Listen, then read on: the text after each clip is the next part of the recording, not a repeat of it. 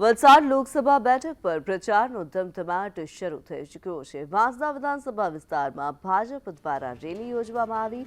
ઉમેદવાર ધવલ પટેલના પ્રચારને લઈને બાઇક રેલી યોજાઈ। નાણામંત્રી કરુણ દેસાઈ પણ આ બાઇક રેલીમાં જોડાયા હતા।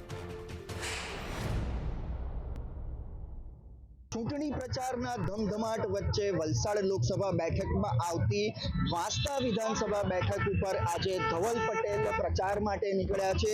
આ રેલીના દ્રશ્યો આપ જે જોઈ રહ્યા છો એમાં અનેક બાઇક સવાર લોકો જોડાયા છે અને સાથે જ રેલી જે છે એ સતત વાંસદાના વિસ્તારમાં ફરી રહી છે।